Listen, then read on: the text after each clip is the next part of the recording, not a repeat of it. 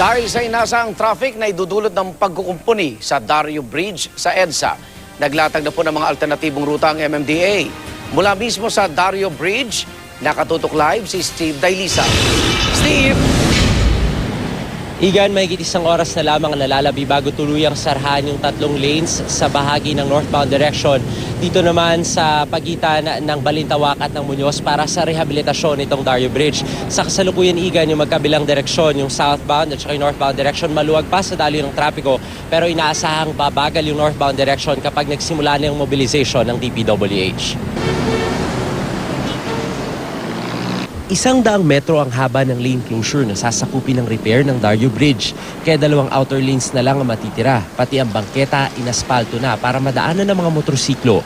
Nakakasa na rin ang mga traffic cones na gagabay sa bubuksang zipper lane sa southbound direction para sa light vehicles. Tig-5 buwang pagkukumpuni sa north at southbound ang kailangang indahin ng mga motorista. Nakahanda yung mga tao natin at ang yung mga DPWH flagmen para asistehan yung mga motorista. Pero siguro ang malaking bagay dito yung information at familiarization kung saan sila liliko ng kanan at medyo slow down lang po yung mangyayari. Kapag papuntang NLEX, pwedeng dumaan sa Mindanao Avenue. Kung papuntang Monumento, pwedeng dumaan sa Congressional Avenue, U-turn sa Hereford Street, kanan sa Shorthorn, kaliwa sa Road 20, diretso sa Mendez-Quirino Highway papunta sa inyong destinasyon.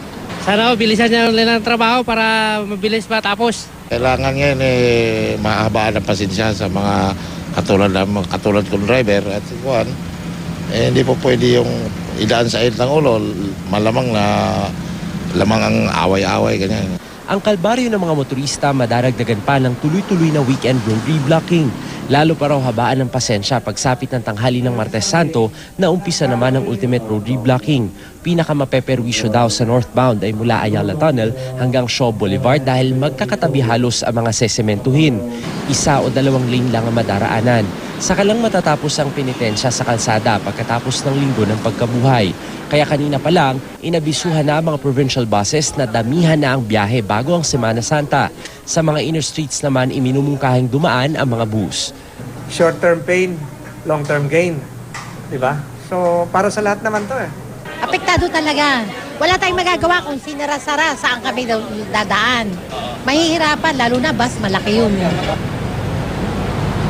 Igan, pagkatapos nga ng Holy Week, yung rehabilitasyon naman ng Magallanes Interchange na malala na rin daw ang kondisyon ang siyang isusunod sa napakahabang listahan ng mga infrastructure projects na nakalinya ngayong 2014. Igan? Maraming salamat, Steve Dailisan.